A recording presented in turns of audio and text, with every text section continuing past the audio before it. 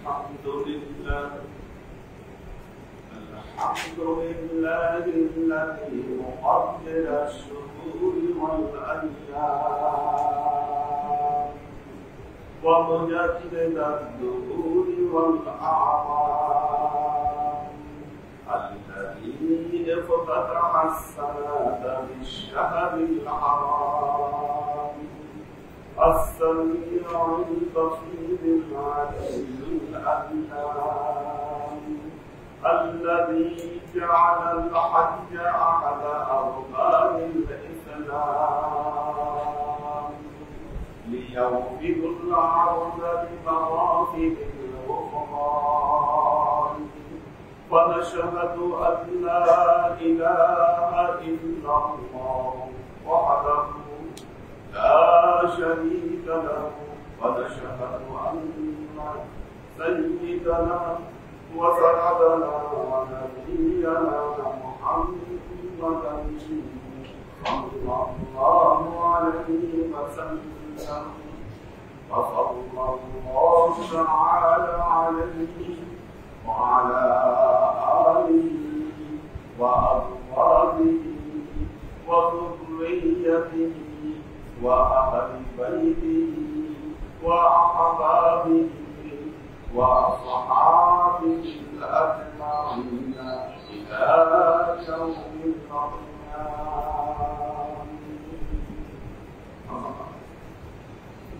عباد الله، توبوا إلى الله وادخلوا في السلم كأفضل ولا تتبعوا خطوات الشيطان إنه لكم عدو مبين.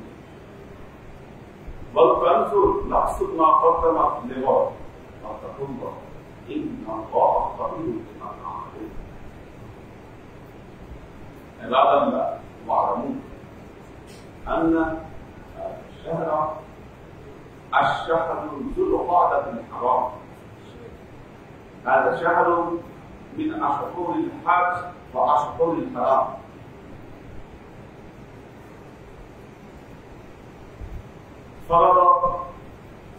فرض الله تعالى مناسك الحج على كل مسلم على شرط الاستطاعة، كما قال تعالى: إن أول بيت عرج للناس للذي ببكة مباركا وهدى للعالمين ومن دخله كان آمنا ولله على الناس حج البيت من استطاع إليه سبيلا.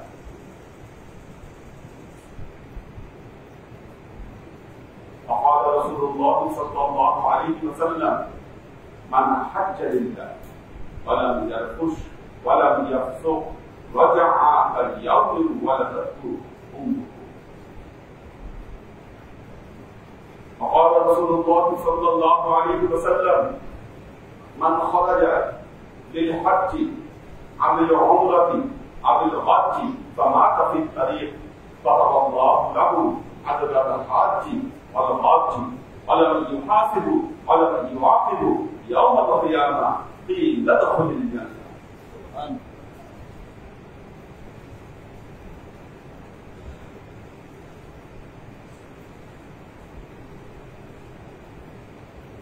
وقال رسول الله صلى الله عليه وسلم: من وجد له ساعة ولم يحج فليس منه. فقال رسول الله صلى الله عليه وسلم: من زراني قبري متعمدا فقد زراني في حياتي. فقال رسول الله صلى الله عليه وسلم: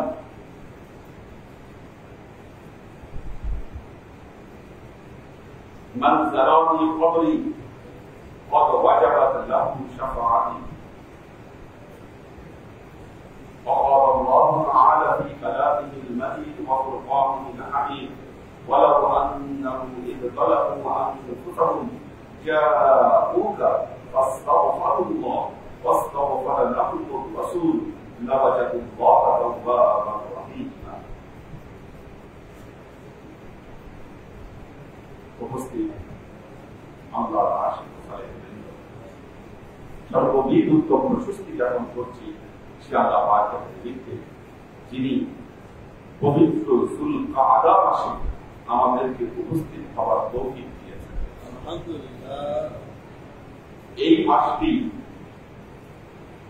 যেমনি ভাবে হজের মাসের অন্তর্ভুক্ত, তেমনি ভাবে পবিত্র মাসসমূহের অন্তর্ভুক্ত এই যুলকাদা মাস। আল্লাহ তাআলা কালামে পাক বলেছেন, আল হাজ্জু আশহুরুন মা'লুমাত, হজের মাসগুলো নির্দিষ্ট। কোন দিকটি মাস নির্দিষ্ট আল্লাহর নবী সুস্পষ্ট করে দিয়েছেন। শাওয়াল, যুলকাদা ওয়া যুলহিজ্জা, হজের জন্য নির্দিষ্ট মাস হচ্ছে তিনটি, শাওয়াল, জিলকদ এবং জিলহজ। আমরা এখন জিলকাদা মাসে আমরা উপস্থিত হয়েছি। আজ আল্লাহ তাআলা বাইতুল্লাহকে কেন্দ্র করে মুসলমানদের উপর যিনি সামর্থ্যবান, তার জন্য এই বাইতুল্লাহকে জিয়ারত করা, বাইতুল্লাহে উপস্থিত হওয়া, হজ অথবা ওমরা পালন করা, এটি বিধিবদ্ধ করে দিয়েছে। ওয়ালিল্লাহি আলান নাসি হাজ্জুল বাইতি মান ইসতাতা ইলাইহি সাবিলা। আমরা বলছেন যারা আল্লাহর ঘরে যাওয়া আসার পথ, এই যে রাহা খরচ, এটা যারা বহন করতে পারে তাদের জন্য এই হজ করা আমি বিধিবদ্ধ করেছি।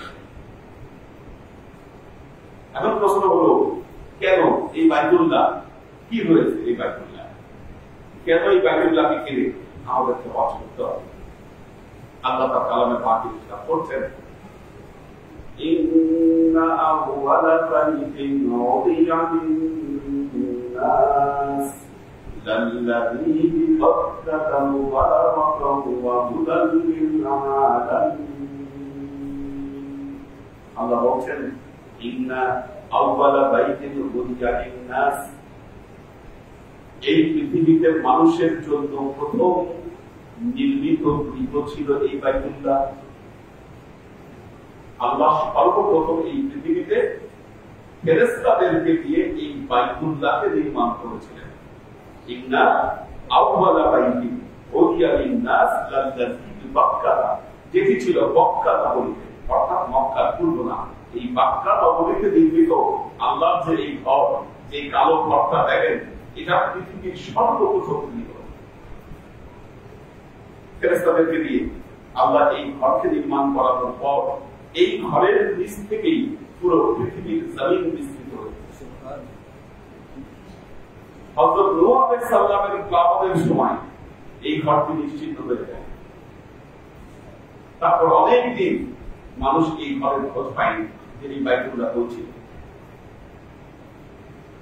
শেষ পর্যন্ত আল্লাহ তাআলা হযরত ইব্রাহিম আলাইহিস সালামকে নির্দেশ দিলেন যে তুমি এই ঘরের নির্মাণ করো। হযরত ইব্রাহিম আলাইহিস সালাম তার সন্তান হযরত ইসমাঈল আলাইহিস সালামকে নিয়ে এই ঘরকে নির্মাণ করলেন। ঘর নির্মাণ করার পর আল্লাহ নির্দেশ দিলেন হযরত ইব্রাহিম আলাইহিস সালামকে, ওয়া আযযান ফিন-নাস বিল হজ ইয়াতুকা রিজালা, বললেন আপনি এই ঘরে হজে আসার জন্য মানুষকে হজের দাওয়াত দেন, হজের আযান দেন। হযরত ইব্রাহিম আলাইহিস সালাম বাইতুল্লাহর সাথে অবস্থিত আবু কুবাইস পাহাড়, আবু কুবাইস পাহাড়, এখন যে পাহাড়ের উপরে দেখবেন সৌদি বাদশার প্রাসাদ বানানো আছে, এই পাহাড়ের উপরে উঠে মানুষের জন্য, মানুষের কাছে এই হজের এলান করলেন যে এই হজ মানুষের আল্লাহ বিধিবদ্ধ করেছেন, তোমরা এই ঘরে হজ করতে আসো। আল্লাহ হযরত ইব্রাহিম আলাইহিস সালামের এই আযান পৃথিবীতে অবস্থিত সমস্ত মানুষ এমনকি আলেমে আরবাতে যারা অবস্থান করছিল সবার কাছে এই দাওয়াত পৌঁছে দিলেন। হযরত ইব্রাহিম আলাইহিস সালামের এই দাওয়াতকে কবুল করে যারা তালবিয়া পাঠ করেছিল, লব্বাইক আল্লাহুম্মা লব্বাইক লব্বাইক লা শারীকা লাক লব্বাইক ইন্নাল হামদা ওয়ান নি'মাতা লাকা ওয়াল মুলক লা শারীকা লাক, এই তালবিয়া যারা বলেছিল তাদের প্রত্যেকের উপরে আমরা হজ নসিব করে দিয়েছেন, লিখে দিয়েছেন তারা হজ করতে।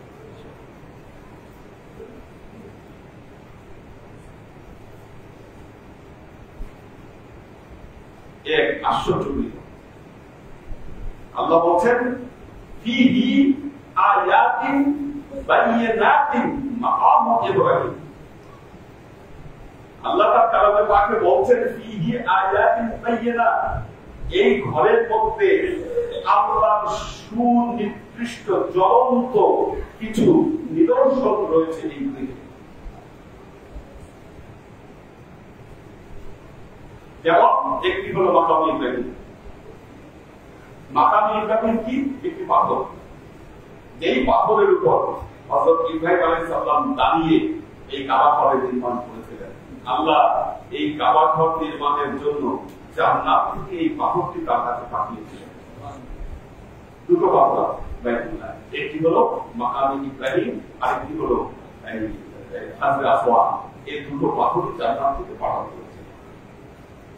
হাজরে আসওয়াদের তেজস্পতি হলো যে এই পাথরের চুমা দেয় তার সমস্ত পাপ গুনাহ এই পাথর শুষে নেয়। এবং এই পাথরটি আগে দেখতে সাদা ছিল, মানুষের পাপ টানতে টানতে এই পাথরটি কালো পাথরে পরিণত হয়েছে। এর নাম দেওয়া হয়েছে হাজরে আসওয়াদ। আসওয়াদ শব্দের অর্থ হলো কালো।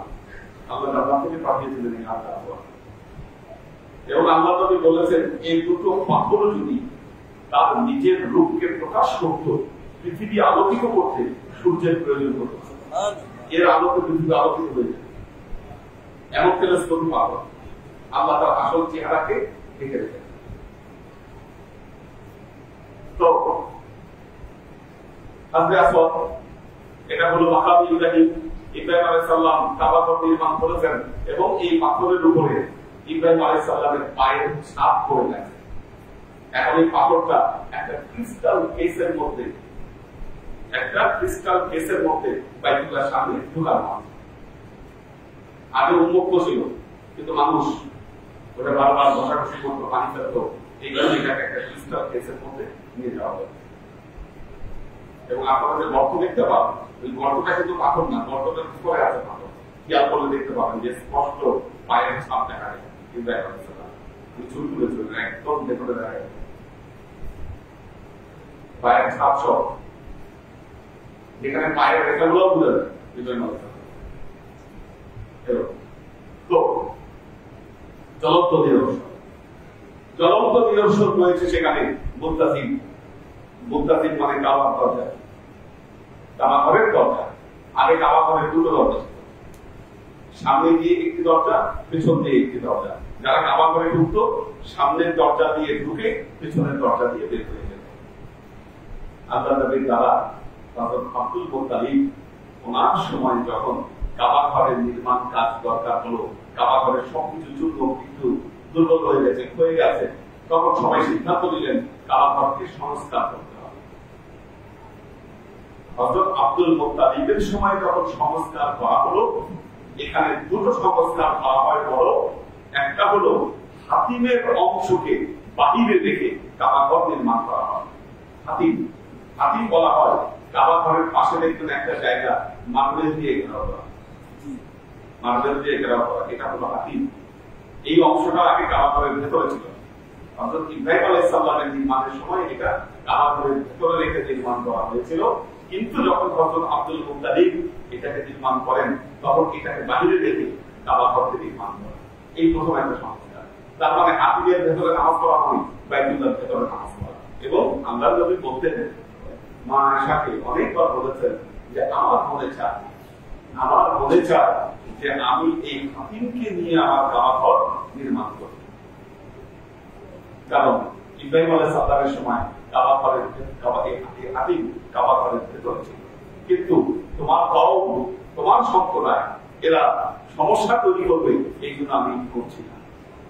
এবং অর্থের অভাবের কারণে হাতিমকে বাইরে রেখে ওই সময় কাবা ঘর নির্মাণ করা হয়।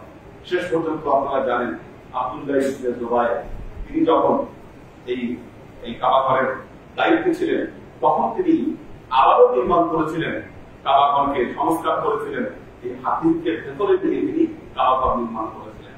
পরবর্তীতে হাজ্জাজ বিন ইউসুফ তিনি যখন বাইতুল্লাহ দখল করলেন, তখন আবার এই হাতিমকে বাইরে রেখে কাবাঘর আবার এই অবস্থায় তিনি নির্মাণ করেন। তো হযরত ইব্রাহিম আলাইহিস সালামের নির্মাণের সময় থেকে হযরত আব্দুল মুত্তালিবের যে সংস্কার, এই সংস্কারের ভেতরে পার্থক্য ছিল যে এই সংস্কারের একটা দরজা বাদ দিয়ে দেওয়া হয়। কাবাঘরের যে দুটো দরজা, এই দুটো দরজার জায়গায় এখন একটা দরজা রয়েছে, এটাকে বলা হয় মুক্তাদি। এবং এই সবগুলো হলো দোয়া কবুলের জায়গা। এখানে মানুষ যা দোয়া করে আমরা সেই দোয়াগুলোকে কবুল করে নেই। এই জন্য বলছেন এখানে আছে আস-সাফা ওয়াল মারওয়া। আল্লাহ পবিত্র কোরআনে বলেছেন ইন্নাস-সাফা ওয়াল মারওয়াতা মিন শাআইরিল্লাহ। সাফা মারওয়া আল্লাহর নিদর্শনের অন্তর্ভুক্ত জ্বলন্ত নিদর্শন। তাই বাইতুল্লাহ হজে গেলে মানুষ এই যে ইতিহাসের সাথে সংশ্লিষ্ট আল্লাহর রহমত এবং পর্বতের সাথে সংশ্লিষ্ট এই জিনিসগুলোকে সে প্রত্যক্ষ করার সুযোগ পায়।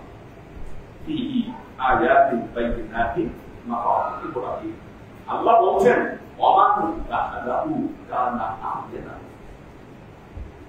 যে এই ঘরের ভেতরে প্রবেশ করে সে আল্লাহর কাছ থেকে নিরাপত্তা লাভ করে। দুনিয়া এবং আখিরাতে ফিতনা থেকে সে নিরাপত্তা লাভ করে। দেখেন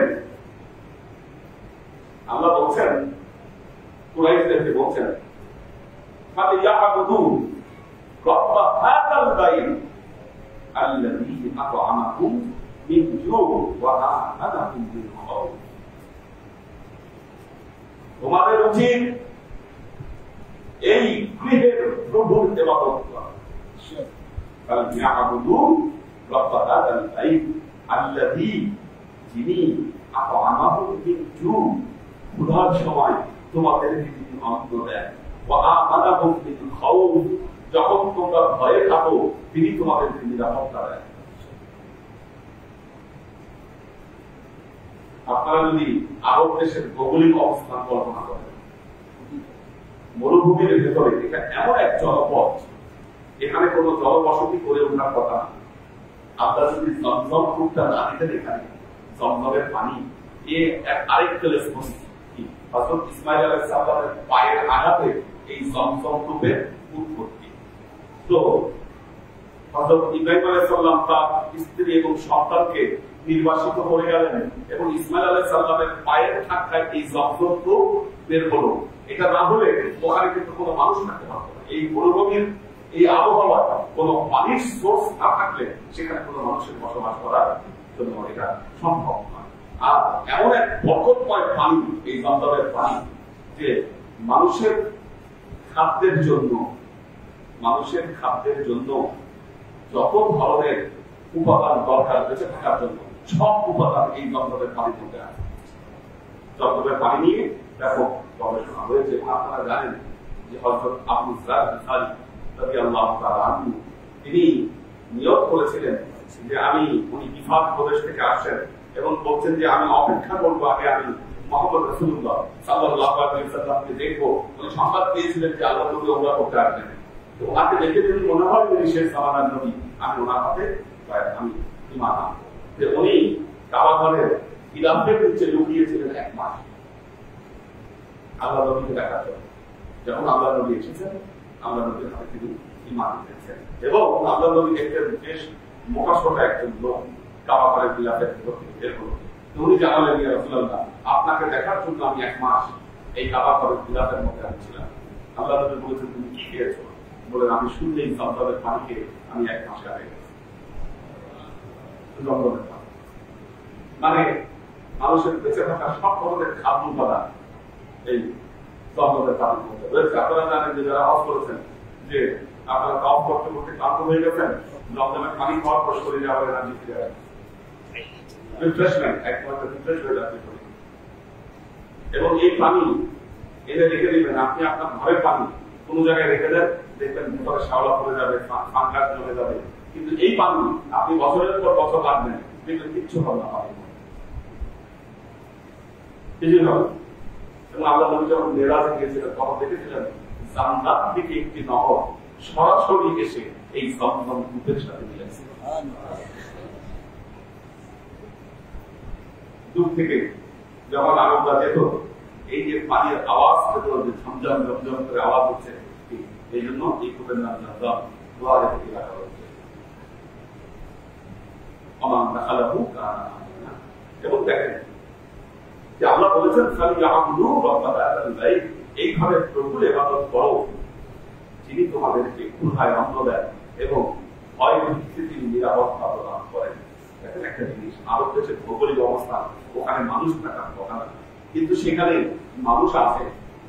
প্রতি বছর হাজার হাজার হাজিরা সেখানে গিয়ে হজ করছে। আল্লাহ প্রত্যেকের মুখে রিজিক তুলিয়ে দিচ্ছে।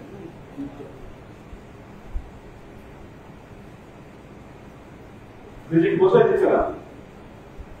আরব দেশে গাছ নাই, বৃষ্টি নাই, চাষ করার মতো কোনো ভূমি নাই, এত গাছপালা নাই। আল্লাহ মাটির নিচে এমন তেল দিয়েছেন, সোলা দিয়েছেন, এটা দিয়ে ওদের জীবন চলে যাচ্ছে, কোনো অভাব নাই। ওই দেশের মানুষকে আল্লাহ অভাব মুক্ত করেছে।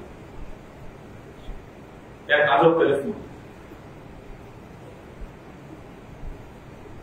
তো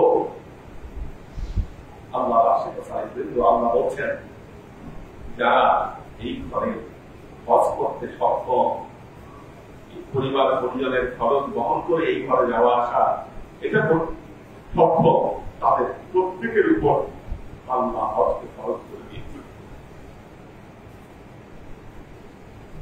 এবং মনে রাখবেন আমাদের দেশে সাধারণত মানুষ বুড়া হতে যাবে না, কিন্তু পৃথিবীর সব দেশে মানুষ জোয়ান থাকতে হজ করে। কারণ হজ করার জন্য যে শক্তি সামর্থ্য দরকার এটা বুড়া হলে আর সম্ভব না।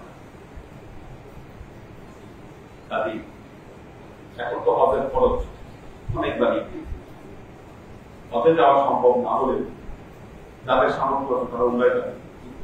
অন্ততপক্ষে আল্লাহর এই ঘর বাইতুল্লাহ, এই বাইতুল্লাহ দেখতে আসবেন এবং ওমরাতে গেলেও আল্লাহ নবীর রওজা পৌঁছিয়ে যাওয়ার সুযোগ আপনি পাবেন। আজকে আর ওইটার আলোচনা হচ্ছে না যে আল্লাহ নবীর রওজা জিয়ারত করে আপনার জন্য কি রয়েছে। আল্লাহ বাছাই রাখলে ইনশাআল্লাহ সামনে জীবনে আলোচনা করবো। বারাকাল্লাহু লানা ওয়া লাকুম ফিল কুরআনিল আযীম ওয়া নাফা'না বাইয়াকুম আয়াতিহি ওয়া তাকবীরুল্লাহ ইন্নাহু তাআলা জাওয়াদুন কারীমুন মালিকুন ওয়া রাউফুর রাহিম।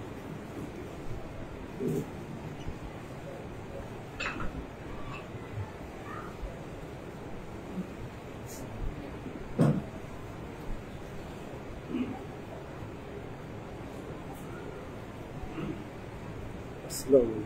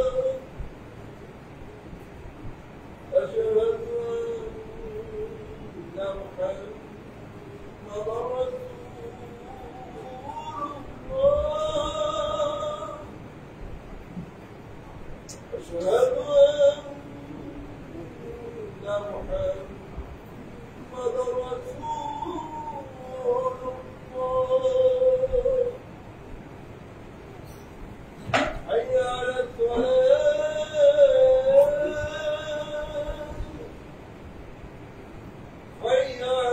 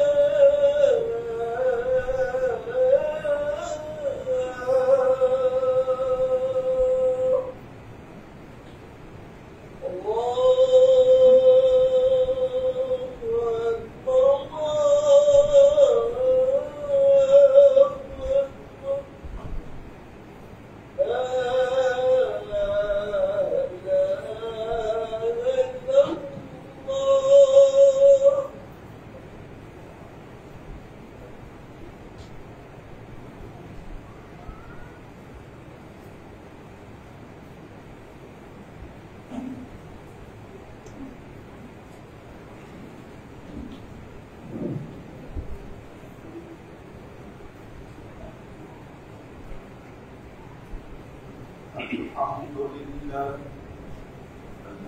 لله الذي مقدر الشهور والأيام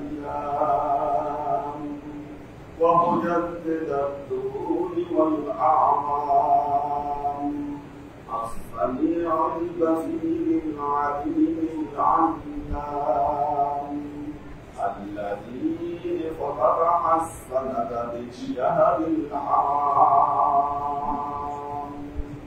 فسبحان الذي جعل الحج أحد أركان الإسلام ليغفر عصاة العدل بمغافر الغفران فنشهد أن لا إله إلا الله وحده لا شريك له ونشهد أن سيدنا وسندنا ونبينا محمدا صلى الله عليه وسلم وصلى الله تعالى عليه وعلى آله وأزواجه وذريته وأهل بيته وأحبابه وأصحابه الأجمعين إلى يوم القيامة. عباد الله توبوا إلى الله وادخلوه في السلم كأمر ولا تتبعوا خطوات الشيطان إنه لكم عدو مبين والأمر نفس ما قدمت لغد واتقوا الله إن الله خبير بما تعملون. عباد الله واعلموا فرض الله تعالى مناسك الحج على المسلمين والمسلمات على شرط الاستطاعة. عباد الله فاتخذوا بنصيحتي كما أخبركم الآن بخطتي. بارك الله لنا ولكم في القرآن العظيم ونفعنا فإياكم لا آيات وذكر الحكيم إنه تعالى جواد كريم مالك رؤوف رحيم.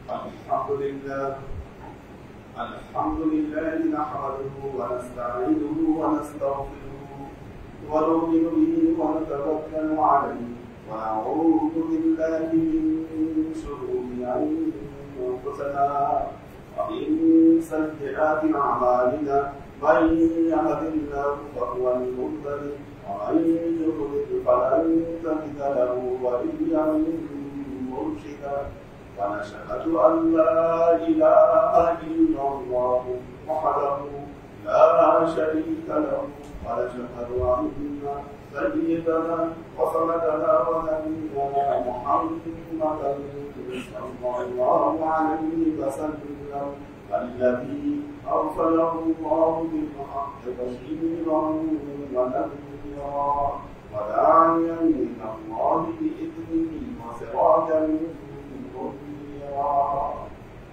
وقال الله تعالى في كلامه المجيد وقرآنه الحميد إن الله وملائكته يصلون على النبي يا أيها الذين آمنوا صلوا عليه وسلموا تسليما. اللهم صل على محمد وعلى آل محمد كما صليت على إبراهيم وعلى آل إبراهيم إنك حميد مجيد. اللهم بارك على محمد وعلى آل محمد كما باركت على إبراهيم وعلى آل إبراهيم إنك حميد مجيد. اللهم صل وسلم ورحم وبارك على سيدنا ونبينا وشفيعنا وحبيبنا وقرة أعيننا محمد صلى الله عليه وسلم وعلى آله وأزواجه وذرياته وأهل بيته وأحبابه وأصحابه أجمعين إلى يوم القيامة. خصوصا على صاحب الصدق أمير المؤمنين أبي بكر الصديق رضي الله تعالى عنه وعلى صاحب العدل والإحسان أمير المؤمنين عمر بن الخطاب رضي الله تعالى عنه، وعلى صاحب الحياة والإخوان أمير المؤمنين عثمان بن عفان رضي الله تعالى عنه، وعلى صاحب الحلم والعلم والعرفان أمير المؤمنين علي بن أبي طالب رضي الله تعالى عنه، وعلى تمام العشرة المبشرين والتابعين المهديين. اللهم اهد أئمة المسلمين إلى سنة رسول الله صلى الله عليه وسلم. اللهم اغفر أئمة المسلمين مغفرة ظاهرة وباطنة. اللهم أعز الإسلام والمسلمين. اللهم احفظ أئمة المسلمين في كل بلاد. اللهم انصر من نصر دين محمد صلى الله عليه وسلم، واجعلنا منهم واخذل من خذل دين محمد صلى الله عليه وسلم، ولا تجعلنا منهم. تعالوا عباد الله رحمكم الله، إن الله يأمركم بالعدل والإحسان وإيتاء ذي القربى وينهى عن الفحشاء والمنكر والبغي يعظكم لعلكم تذكرون. فاذكروني أذكركم واشكروا لي ولا تكفرون.